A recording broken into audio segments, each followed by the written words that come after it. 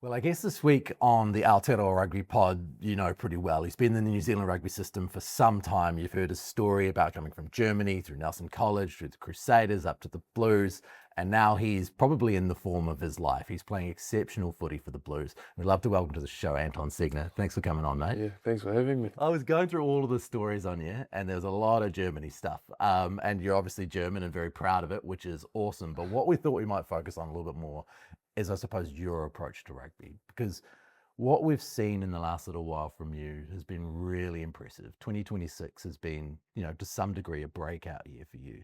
So much more game time and so impressive in that game time. What's changed for you? I think that game time plays a big role, to be honest. I think, you can do, and I think Jibba can agree with me here, that you can do as much training as you want as a rugby player. At the end of the day, actually playing rugby is the best training you can do for it. So, yeah, time in the seat and game time under my belt has helped me heaps, for sure.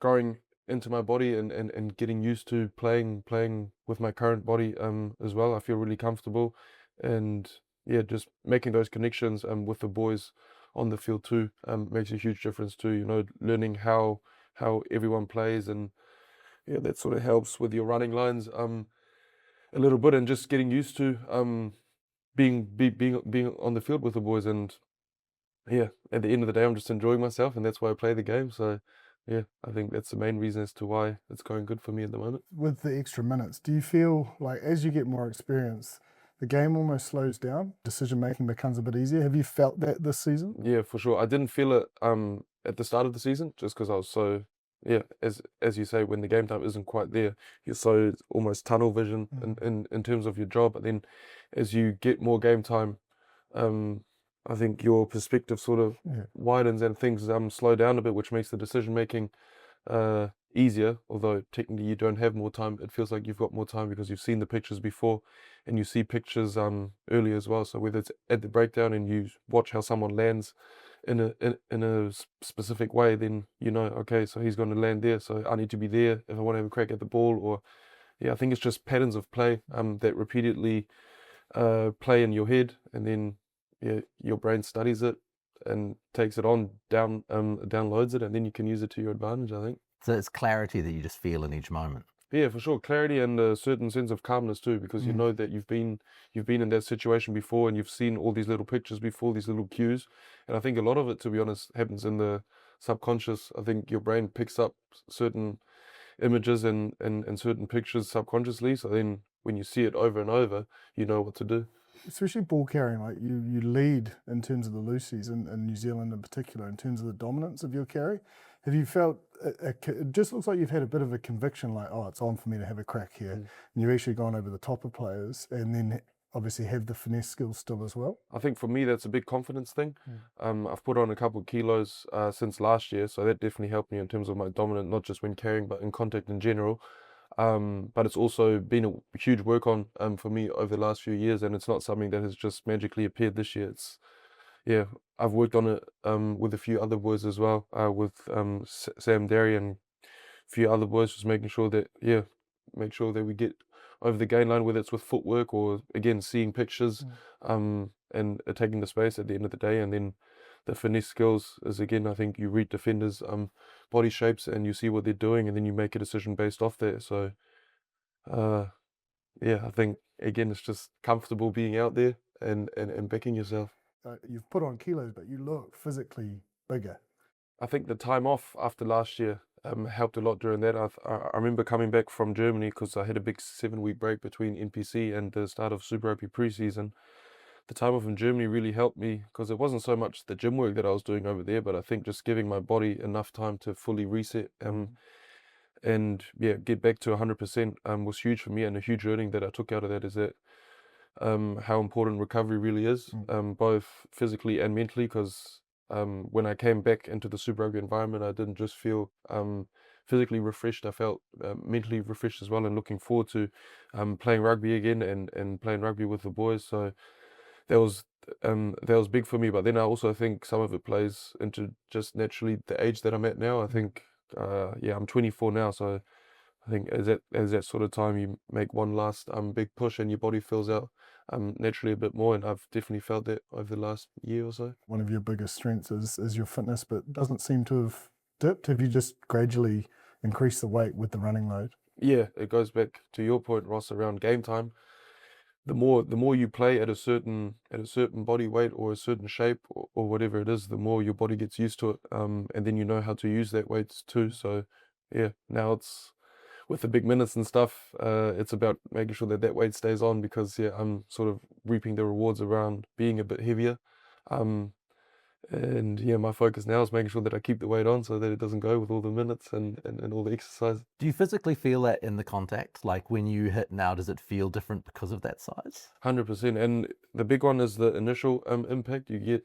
Yeah, you just feel like you've got a bit more momentum going into it, and it almost takes less effort to be dominant, just because you've got that natural size. So yeah, it's been massive for me, because I remember a few years ago when I first came to the Blues and played Super Rugby. Yeah, I had to go 150% into every contact just to break even sometimes. And yeah, now it's a bit different, but I also think in terms of the explosive strength has been big for me too. So not just letting it be dead weight that I've got, actually weight that's useful for me. So one of the things I read during the week about you, and it was a quote from Vern, essentially saying that you're hard on yourself and you're exceptionally dedicated to your craft. Is that a personality trait? Is that your approach to professionalism? Where does that come from? Yeah, it's my approach to professionalism, but I also think it's the German in me. In a way, I think many people would say that about my dad as well. So I think that's where I get it from, and I think there's many Germans out there that are similar, with the whole discipline and being hard on yourself, and yeah, just trying as hard as possible to be the best version of yourself. So I definitely think that that's something that I was sort of just born with, to be honest, from my dad, because yeah, in all aspects on life, I'm pretty hard on myself. I just want to make sure that every day I try and be the best version of myself. I mean, it sounds cliche, but I think it's genuinely what's happening within me right now. And I think, yeah, that's the way that I go about my work in terms of rugby as well, is that I want to nail everything. And although rugby is not a perfect game, it never is. I always strive to be as close to perfect as possible. It's not a negative toughness. It's a, how can I do this better way? Yeah, it's a bit of a double-edged sword, to be honest, because there'll be a game where I do a whole bunch of good things, but then I get so caught up on the few things that I didn't do so well. So yeah, I think that's a work on of mine, is making sure that I balance it out a bit and not get too caught up in the stuff that I could have done better. And realize actually all the stuff that I've done well, and play to those strengths too. So make sure that I don't go away from what makes me as a rugby player who I am, which is my strengths, and I keep working on those, while there's obviously different parts of the game that can be developed too. We've all got strengths and weaknesses, and sometimes our strength can become our weakness, like you're sort of suggesting. But to go on this journey that you have, to come over here and be on the cusp of achieving what you want to achieve. Yeah, for sure. There's definitely times where I remind myself of how far I've come, and it's not so much myself that does that. Actually, it's a lot of it is my family and my partner telling me as well that sometimes you need to zoom out and actually look at where you've come from to see how far you've gone, and see what you've done to get to where you are. And yeah, it's pretty, like, now when I think back about it, it's pretty cool to think about, knowing that I was a 9 or 10-year-old German playing rugby in Frankfurt and idolizing the All Blacks, to now being here playing for the Blues. So yeah, it's a special time for me, and yeah, whenever I look back like that, it's pretty cool. Especially with my older brother, we grew up playing rugby together, and he's definitely one of my biggest supporters. Yeah, he texts me every day pretty much saying it's unreal what you're doing over there. I'm so proud of you. I don't know if you saw the videos and stuff of when he came over, but yeah, it meant a lot to me to see how much it meant to him, what I'm doing over here. Are you quite an independent person? I mean, you would have had to have been from a young age. I definitely think I am. I mean, coming over here at 15 years of age by myself, although at the time I think I was sort of naive to a lot of stuff around what it actually meant to go to the other side of the world to pursue this dream. But then at the same time, no one knew that it was going to play out like this, because initially it was just supposed to be a 6 months exchange at Nelson College, and then it's played out the way it has now. But yeah, if someone would have told me that in a couple of years' time you'd be playing for the Blues. Just a couple of years, just what, 9 years later now. Yeah, I think you're crazy, man. Who was the idol? Who were the people that you idolized when you watched the All Blacks as a youngster? Richie McCaw is definitely the first name that comes to mind.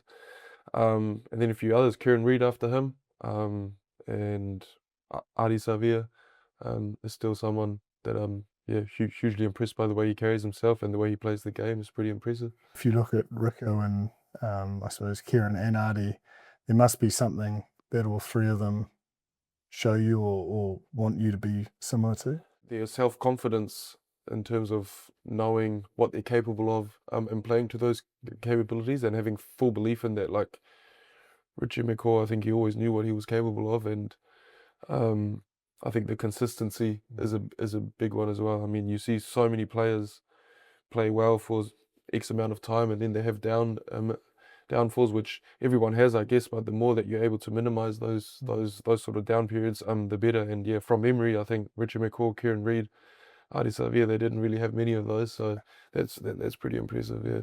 I kind of see a lot of Kieran in you, actually. The ability to run wide on the flanks, the line outs. You're good in the line outs. He was great in the line outs. You're ferocious on defense. There's a lot, actually, that you've managed to achieve that he does. Yeah, well, I've never actually thought about that, but now when I think about him playing back in his day, yeah, it was pretty similar. He was obviously a big liner. I think I heard a story, actually. I can't remember who told me.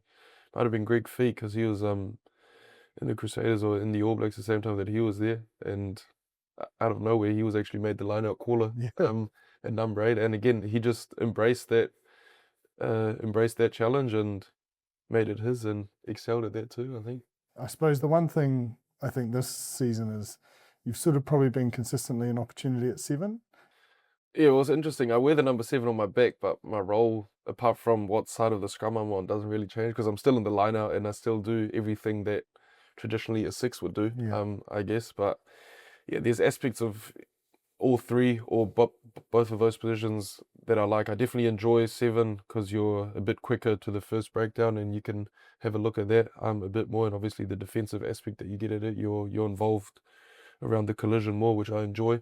But then yeah, as a traditional 6, you're obviously involved with the line out and the set piece more, and yeah, I've over the last few years I really enjoyed that part of the game too. So yeah, I enjoy all three. And then at number 8, when there is the opportunity to play number 8, I enjoy the ball carrying aspect of that too. So yeah, there's little bits of everything that I like, but I think if I had to pick one, 7. Yeah. 7's pretty fun. They've all sort of morphed into the same role 100%. in a weird way. I agree. Yeah, I mean, we're hybrids. Yeah. That's for sure. And yeah, we're one of those positions that have to be able to do everything. I mean, we have to tackle, we have to run, we have to be good at set piece, we have to be able to pass the ball and have all those skill sets. So it's definitely challenging, and we have to work hard on top of it. So I mean, everyone's supposed to work hard, but I think as Lucy's, the running meters combined with the collisions that you're involved in, I think is right up there. Yeah. Speaking of hybrids, you might be up against one this weekend with Leicester Fainga'anuku. What have you made of his approach to the number 7 jersey and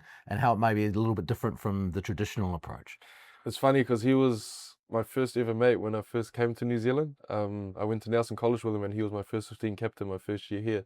And then he got me into the boarding house, and while I was a year 11 and he was a year 13, because of who he was, first 15 captain, and because he was Leicester, he was able to get me a year 13 room, although I was just year 11. And I'm pretty sure that year, 2017, was the first time where we spoke about him playing in the loose forwards, because I was obviously a loose forward coming over here, and he was always a bit jealous of me that I was a loose forward and he was playing fullback, but he was getting jackal turnovers all over the show, and that was one of the sort of challenges that we had in between the two of us, as who could get more turnovers at Nelson College. So yeah, it's pretty cool to see him play loose forward, because I always sort of knew that he had it in him. He loves the contact, he loves the turnover, he loves the pick and go. So yeah, he's a hell of a threat. I mean, I remember when we played them down there a couple weeks ago, he put those 2 kicks in. It's pretty handy when you've got a number 7 that can step up in a pod and just chip it over the top or put a grummer through. Yeah, maybe something that I have to work on myself. They haven't got any expectations on you yet on that? Nah. Oh, VC always wants to make sure that we develop our skill set. But yeah, that's a big leap, but why not? Yeah, we've seen Harry Wilson kicking it. We've seen Exactly. Tupou Tailoa put in a really Yeah. deft kick on the weekend. Yeah. It's a bit of an expectation now, isn't it? I love seeing the forwards put a boot to ball, to be honest. Or the hookers at the back of the lineup every now and then when it goes over the top, booted down. Well, the old Jack Taylor, he's got about 450-22. Yeah, that's right. He's one of the best at it. Yeah. He'll fly hack. So as a team, how do you prepare for that? You know, you guys have obviously got a big thing because he carries so much ball. I think just being aware of him, because you don't want to change your whole defense structure just based on one player, because that obviously opens up opportunities elsewhere. But we have a system in place. I mean, on defense, you can't really cover everything, but just being aware that he's one of their main ball carriers. So if we can take him out the game, then that's a big part of their game. That's sort of eliminated, far from everything, because the Crusaders have lots to offer, but he's obviously a big part of their game and a good mate of mine, so I don't want to lose to him. When I was down there last, we got McDonald's after the game, and I was like, oh, how do you like playing in the fours? He says, I love it, but man, it's so busy. Yeah.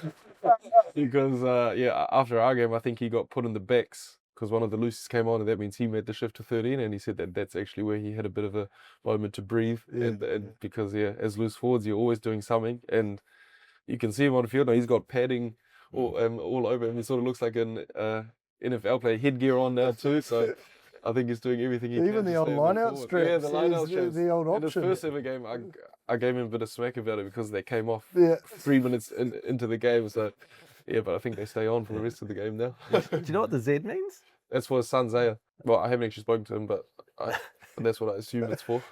Harry Potter, man. I thought he was giving it the old Zorro. Yeah, so he's cutting things up. It's appropriate.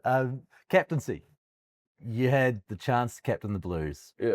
What was that like? Crazy experience. I was in the gym on Monday, and Vern comes up to me, taps me on the shoulder, and says, "Look, Paddy's no good this week, so you'll be captain." And at first, I was sort of like, "Oh my god, this has come around fast and unexpected." But then, those feelings or those emotions were overtaken by, just gratitude pretty quickly, because not a lot of people get to be the captain of the Blues. So that's something that wasn't even on my mind really. And then when it came around so quickly, it was overwhelming at first. But then I've had a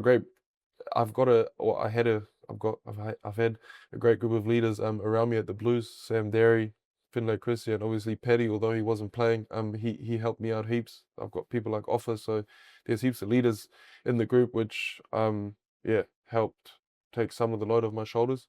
But I really enjoyed it. Obviously loads of learnings, because being captain at NPC is one thing, but being captain at Super Rugby level is a whole nother. But I really enjoyed it, and the leaders that I've learned of have shown me that the most efficient way to lead is lead by example. So making sure that you put your own performance first, and that's half the job done really. Like if you're playing well yourself, then you know that the boys are going to follow you, and then it's maybe just a few words here and there whenever you feel like the group needs it.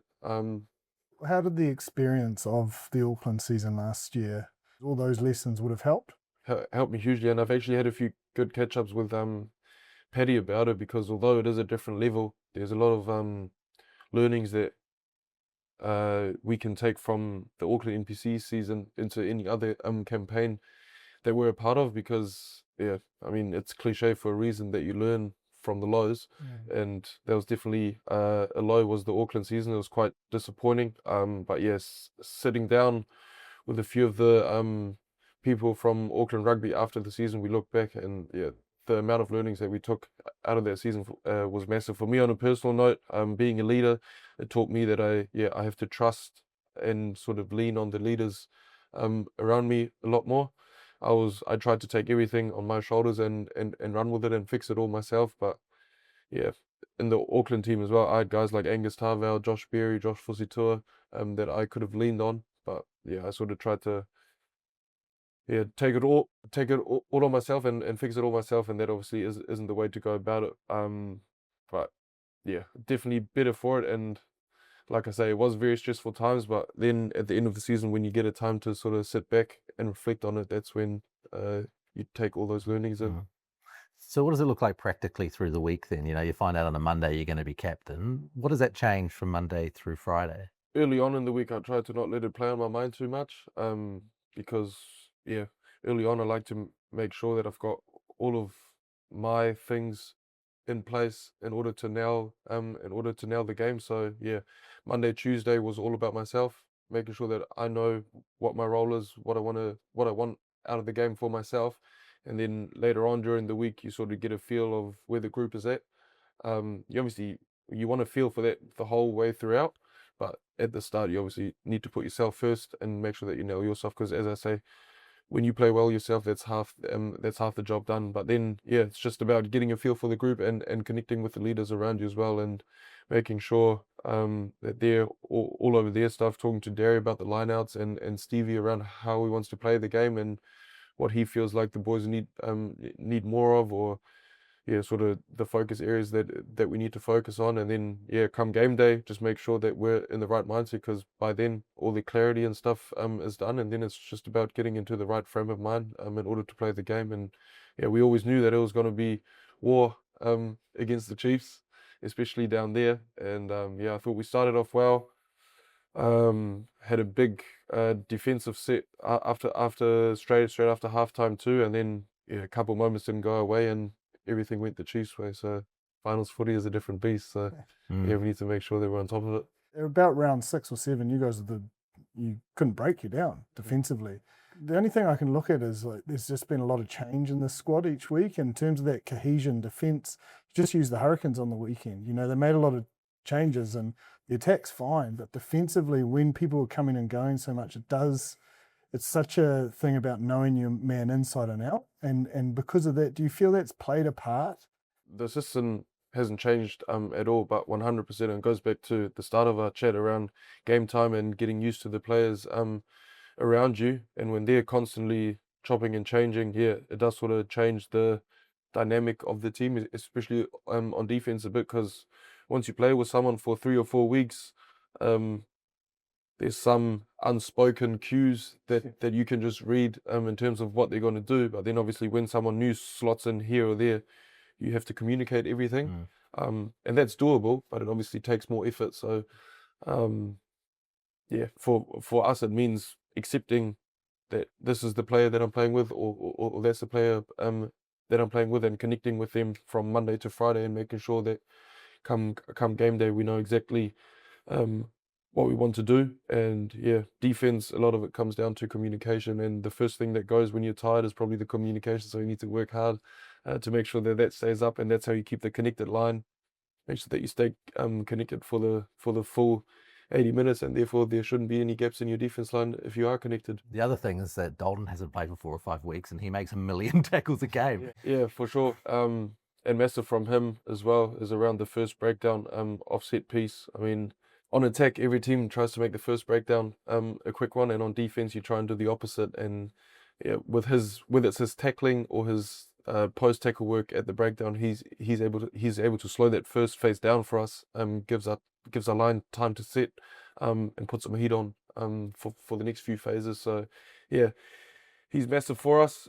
Even now that he's not playing, he's still in and around the environment, and just his presence means a lot to the team, because he still adds value in meetings and stuff. He shares his knowledge with the team, and obviously over the last 5 years now, I've picked his brain for sure, and learned a ton of him. So yeah, I'm very grateful for him. Gutted that he's leaving, but yeah, excited for him and his family for his move to France. But yeah, even more gutted that yeah, his season has sort of ended the way it has with his jaw. Yeah, it's been tough. So the other thing that you guys are doing really well is getting to the opposition 22. You're getting there. You're in the right places. Now it's a matter of nailing what needs to be nailed when you're down there. How do you guys go about fixing that in playoff time? Big one is set piece. It was definitely not up to the standard that we wanted to be, because it is exactly what you say. We do all this good work to get into the 22, and then we have a line out, and all it takes is an overthrow or a bad lift or a misunderstanding, and then all that good work sort of goes to waste. And yeah, it's definitely frustrating. Yeah, because again, we do all the hard work to get there, and then we just don't reward ourselves.